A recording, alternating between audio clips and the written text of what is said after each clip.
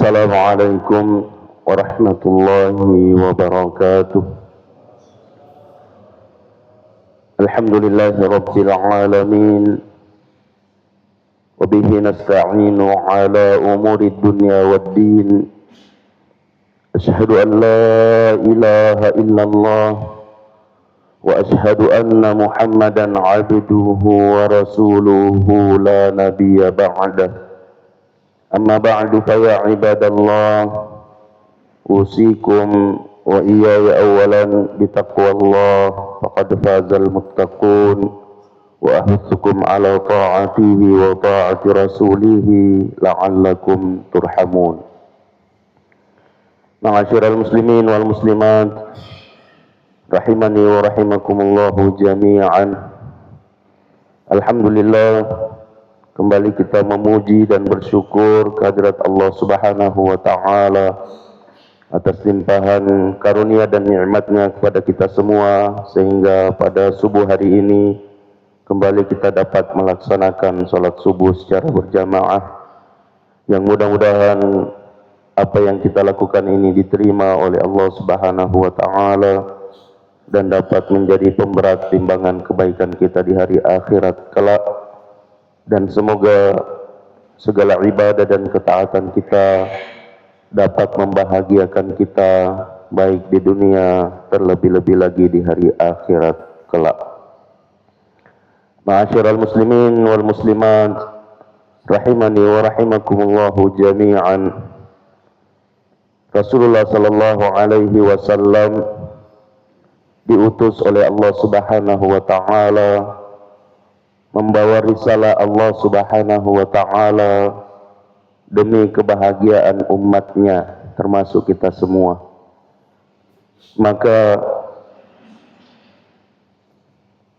kita berterima kasih kepada Rasulullah sallallahu alaihi wasallam dengan banyak bersalawat kepadanya, yang mudah-mudahan salawat kita kepada Rasulullah sallallahu alaihi wasallam dibalas oleh Allah Subhanahu wa Ta'ala dengan 10 kali salawat, sebagaimana yang disabdakan oleh Nabi sallallahu alaihi wasallam bahwa satu salawat untukku dibalas oleh Allah Subhanahu wa Ta'ala dengan 10 kali salawat. Dan mudah-mudahan salawat kita ini juga menjadi jalan buat kita semua untuk mendapatkan syafaat dari Rasulullah sallallahu alaihi wasallam di hari yang semua orang butuh akan syafaat itu. Jamaah sekalian yang semoga kita semua dirahmati oleh Allah Subhanahu wa Ta'ala, tanpa terasa kita sudah memasuki hari kedua dari bulan Sya'ban. Baru-baru rasanya kita mengingatkan keagungan bulan Rajab. Bulan Rajab telah berlalu.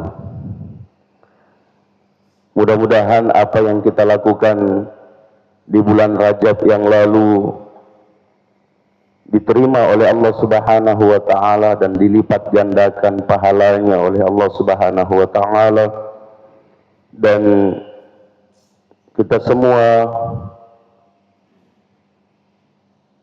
diberkahi oleh Allah Subhanahu wa Ta'ala sebagaimana yang kita panjatkan di bulan Rajab yang lalu. Allahumma barik lana fi Rajab. Nah, sekarang kita memulai dengan bulan Sya'ban. Allahumma barik lana fi Sya'ban wa ballighna Ramadan wa waffiqna bil a'mali salihati fiha. Ya Allah, berkahi kami pada bulan Sya'ban ini dan sampaikan kami dengan, pertemukan kami dengan bulan Ramadan, dan berikan taufik hidayah bagi kami untuk beramal soleh yang maksimal pada keduanya. Nabi sallallahu alaihi wasallam di bulan Sya'ban ini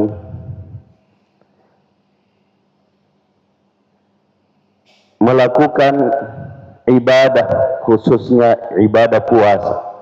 lebih banyak daripada bulan-bulan yang lain selain bulan Ramadan.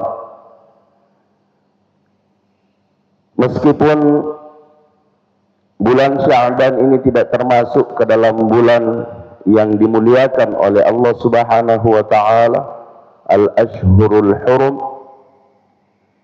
4 bulan yang dimuliakan oleh Allah Subhanahu wa taala, tapi Rasulullah sallallahu alaihi wasallam melakukan ibadah, banyak melakukan ibadah, khususnya ibadah siyam atau as-saum pada bulan Sya'ban ini, sebagaimana yang diriwayatkan oleh Imam Al-Bukhari wa Muslim dari Aisyah radhiyallahu anha bahwa ma ra'aitu Rasulullah sallallahu alaihi wasallam istakmala siyama syahrin qatt illa Ramadan wa ma ra'aituhu fi syahrin aktsara siyaman minhu fi Sya'ban.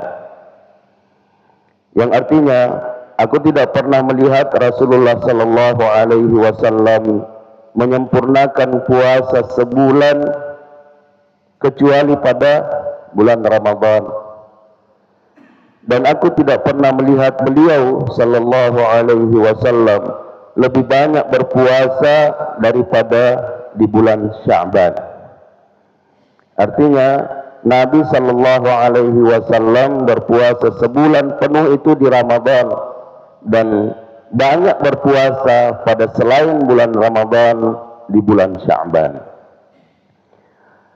Ini menunjukkan bahwa ibadah Nabi sallallahu alaihi wasallam di bulan Sya'ban bukan kebiasaan biasa, tetapi sunnah yang sangat ditekankan. Bisa disebut sebagai ibadah muakkadah, sunnah muakkadah. Nah, kenapa Rasulullah sallallahu alaihi wasallam banyak melakukan ibadah, khususnya ibadah puasa pada bulan Sya'ban? Salah satu alasannya adalah apa yang diriwayatkan oleh Imam An-Nasa'i, bahwasanya Rasulullah sallallahu alaihi wasallam bersabda, "Dzaka syahrun yaghfulun nasu anhu baina Rajab wa Ramadan." Itu adalah merupakan bulan yang banyak dilalaikan oleh manusia, yaitu bulan antara Rajab dan Ramadan. Ya, seperti ketika Rasulullah menjelaskan bulan Rajab Mudhar, beliau menyampaikan ma baina Jumada wa Sya'ban. Bulan Rajab itu adalah bulan yang terletak antara bulan Jumadil Akhirah dan Sya'ban. Nah, sekarang beliau menjelaskan tentang Sya'ban, yaitu bulan yang terletak antara Rajab dan bulan Ramadan. Rasulullah sallallahu alaihi wasallam meyakini bahwa banyak orang yang lalai pada bulan Sya'ban, sehingga beliau mencontohkan agar tidak lalai banyak melakukan ibadah. Kalau Rasulullah sallallahu alaihi wasallam yang dosa-dosanya diampuni oleh Allah Subhanahu wa taala, dijamin surga untuknya, bersungguh-sungguh melakukan ibadah pada bulan Sya'ban, maka kita seharusnya lebih bersungguh-sungguh lagi. Jangan termasuk ke dalam golongan orang yang lalai yang disebut oleh Nabi sallallahu alaihi wasallam. Nah, apa penyebab kelalaian? Salah satu di antara penyebab kelalaian yang disebutkan oleh ulama adalah karena dia terletak antara 2 bulan yang utama. Bulan Rajab, kita kan sudah berrajab itu. Sebulan Rajab, 30 hari kita beribadah di bulan Rajab, yang dilipat gandakan pahalanya oleh Allah Subhanahu wa taala. Maka mau istirahat dulu di bulan Sya'ban, nanti Ramadan lagi. Padahal jamaah sekalian yang semoga kita semua dirahmati oleh Allah Subhanahu wa taala, di bulan Rajab yang lalu banyak orang berharap untuk mendapatkan bulan Sya'ban, tidak diberi kesempatan oleh Allah Subhanahu wa taala. Banyak orang yang mau menyelesaikan bulan Rajab tidak diizinkan oleh Allah Subhanahu wa taala. Allah Subhanahu wa taala hanya memberikan sampai pertengahan Rajab, sampai detik-detik pergantian bulan memasuki bulan Sya'ban. Mungkin ada di antara kita yang mendengar berita kematian dari seorang muslim saudara kita atau saudari kita yang meninggal berpulang ke rahmatullah kemarin atau sebelum tanggal 1 Sya'ban. Ini artinya banyak orang yang masih berharap untuk mendapatkan bulan Sya'ban, bahkan mengakhiri bulan Sya'ban memasuki bulan Ramadan tidak diizinkan oleh Allah Subhanahu wa taala. Sehingga kalau Rasulullah sallallahu alaihi wasallam bersungguh-sungguh di bulan Sya'ban ini, maka kita jauh lebih penting untuk bersungguh-sungguh melakukan ibadah pada bulan Sya'ban ini. Yang kedua, alasan kenapa Rasulullah sallallahu alaihi wasallam banyak melakukan ibadah, khususnya ibadah puasa pada bulan Sya'ban ini. Dalam lanjutan hadis dikatakan, wa huwa syahrun turfa'u fihi al-a'malu ila rabbil alamin fa uhibbu an yurfa'a 'amali wa ana sha'im. Kata Nabi sallallahu alaihi wasallam, kalau tadi bulan Rajab atau bulan Sya'ban itu adalah bulan yang banyak dilalaikan oleh manusia, lanjutan dari perkataan Rasulullah sallallahu alaihi wasallam, beliau mengatakan dia merupakan bulan di mana diangkat amal-amal kepada Allah Subhanahu wa taala Rabbul Alamin, dan saya sangat suka amalku diangkat kepada Allah Subhanahu wa taala dalam keadaan saya puasa. Rasulullah sallallahu alaihi wasallam mencontohkan bersungguh-sungguh beribadah, khususnya ibadah puasa pada bulan Sya'ban, karena Rasulullah sallallahu alaihi wasallam menyampaikan kepada kita bahwa di bulan Sya'ban itu amal-amal kita diangkat kepada Allah Subhanahu wa taala, dan Rasulullah sallallahu alaihi wasallam sangat menyukai kalau amalannya diangkat kepada Allah dalam keadaan beliau berpuasa. Sama dengan puasa Senin Kamis. Rasulullah sallallahu alaihi wasallam menyampaikan bahwa pada hari Senin dan Kamis amalan-amalan hamba diangkat kepada Allah Subhanahu wa taala, kecuali orang-orang yang musyrik. Orang-orang yang beriman kepada Allah, amalannya diangkat kepada Allah Subhanahu wa taala pada hari Senin dan Kamis, kecuali orang musyrik dan orang yang ada permusuhan terhadap saudaranya. Hanya itu yang tidak diangkat amalannya. Ketika diangkat, Allah Subhanahu wa taala menjelaskan kepada para malaikat, tunggu dulu, jangan angkat dulu itu, hatta yatasalaha, wa fi riwayat, sampai dia berbaikan, sampai dia berdamai. Nah, ini jadi Rasulullah sallallahu alaihi wasallam mengatakan pada hari Senin dan Kamis itu amalan kita diangkat kepada Allah Subhanahu wa taala. Wa ana uhibbu an yurfa'a 'amali wa ana sha'im, dan saya sangat suka kalau amalanku diangkat kepada Allah dalam keadaan saya berpuasa. Sehingga kita memahami dari hadis-hadis ini bahwa Rasulullah sallallahu alaihi wasallam menyampaikan kepada kita ada amalan-amalan kita yang dilaporkan kepada Allah Subhanahu wa taala, diangkat kepada Allah Subhanahu wa taala dalam setiap hari, di mana para malaikat bergantian aplosan kerja, yang kerja malam, yang kerja siang, ketemunya di mana? Ketemunya di hari di salat subuh. Bersyukurlah kita sebagai hamba-hamba yang suka salat subuh yang disaksikan oleh malaikat petugas malam dan malaikat bertugas siang. Begitu juga salat asar. Di salat asar ini adalah aplosan malaikat untuk melihat bekerja siapa yang salat, yang didapati salat berjamaah, sehingga itu dilaporkan kepada Allah Subhanahu wa taala yang bertanya, bagaimana kamu mendapati hambaku? Jawaban malaikat yang bertugas di malam hari, sebelum berpisah di subuh hari, kami mendapati mereka dalam keadaan salat ya Rabb. Yang bertugas pagi mengatakan kami mendapati mereka dalam keadaan salat. Ketika pergantian shift lagi di sore hari, dan ulama menyebutkan pada salat asar, kalau kita salat berjamaah, alhamdulillah laporan malaikat, saya mendapati dia dalam keadaan salat, saya mendapati dia di awal pekerjaan saya dalam keadaan dia salat. Subhanallah, subuh dan asar.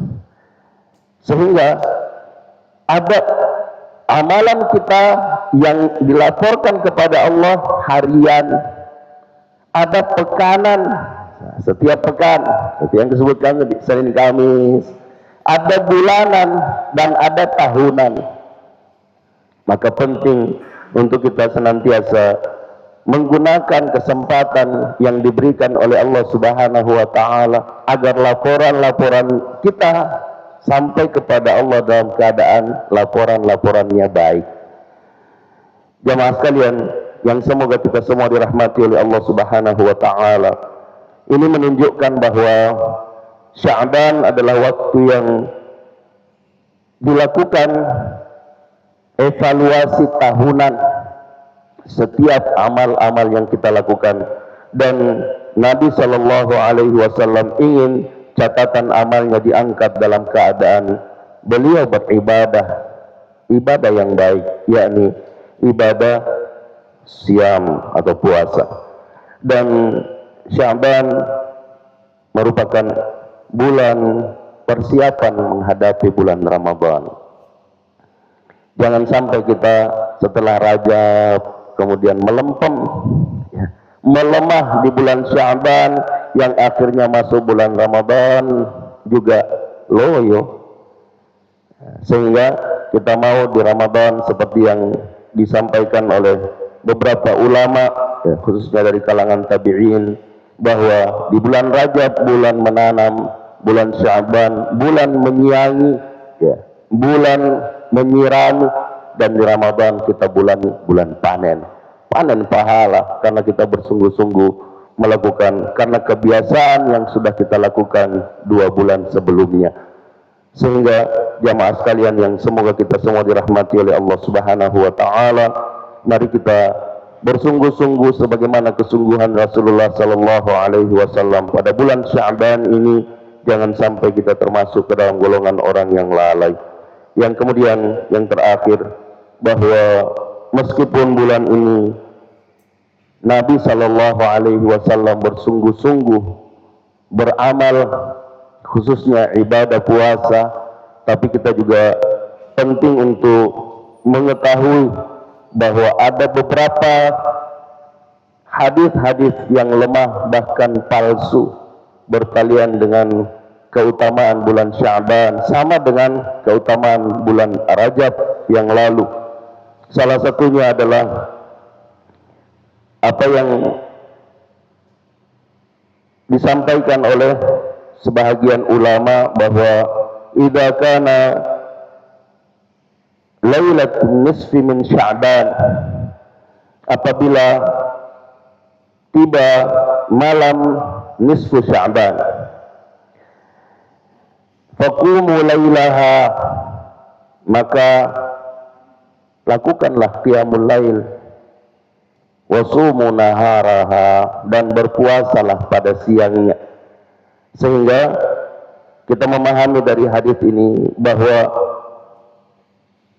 mengkhususkan qiyamul lail pada malam nisfu Sya'ban, dan berpuasa pada siangnya pada hari pertengahan bulan Ramadan itu,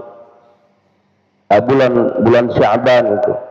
Ini adalah merupakan sesuatu yang disampaikan oleh ulama, ini bukan perkataan saya, bahwa ini mengkhususkan qiyamul lail pada malam nisfu Sya'ban dan berpuasa pada siang hari nisfu Sya'ban adalah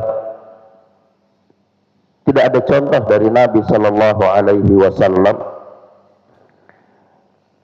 sehingga apa yang disebutkan oleh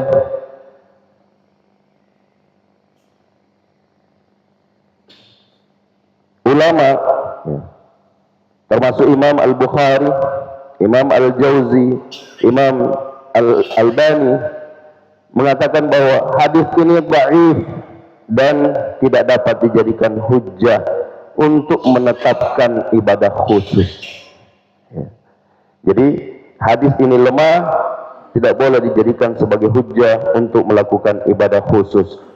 Adapun hadis yang umum tadi yang disebutkan oleh Nabi Sallallahu Alaihi Wasallam yang diriwayatkan oleh Imam An-Nasa'i, maka ini menjadi dasar untuk kita melakukan ibadah pada setiap hari, tidak mengkhususkan satu hari, tidak mengkhususkan satu tempat, tidak mengkhususkan satu perbuatan, tapi kita melakukan ibadah yang dicontohkan oleh Rasulullah Sallallahu Alaihi Wasallam, baik itu ibadah puasa Senin Kamis, puasa Ayyamul Bid, puasa Daud, dan puasa-puasa yang lain yang dicontohkan oleh Nabi Sallallahu Alaihi Wasallam dan para sahabat, sehingga kita tidak termasuk ke dalam golongan orang-orang yang lalai dan juga tidak termasuk ke dalam golongan orang-orang yang bersungguh-sungguh tapi melakukan kesungguhan yang tidak ada contoh dari Rasulullah Sallallahu Alaihi Wasallam. Demikian yang bisa saya sampaikan pada kesempatan yang mulia dan berbahagia ini. Mudah-mudahan apa yang kita sampaikan ini menjadi pendorong buat kita untuk senantiasa menggunakan kesempatan yang diberikan oleh Allah Subhanahu wa Ta'ala, satu kesyukuran yang luar biasa karena kita masih diberi kesempatan hidup untuk beribadah, melakukan ketaatan, sementara ada orang-orang yang kita kenal, orang-orang menurut kita adalah sesuatu orang yang sangat rindu untuk melakukan ibadah, tidak diberi kesempatan oleh Allah Subhanahu wa Ta'ala untuk melakukan ibadah yang dia rindukan itu. Oleh karena itu, jamaah sekalian, sekali lagi kami mengingatkan diri kami khususnya dan kita semua untuk menggunakan kesempatan ini dengan sebaik-baiknya agar kita termasuk ke dalam golongan orang-orang yang mendapatkan kemuliaan yang dijanjikan oleh Allah Subhanahu wa Ta'ala, baik di dunia terlebih-lebih lagi di hari akhirat kelak.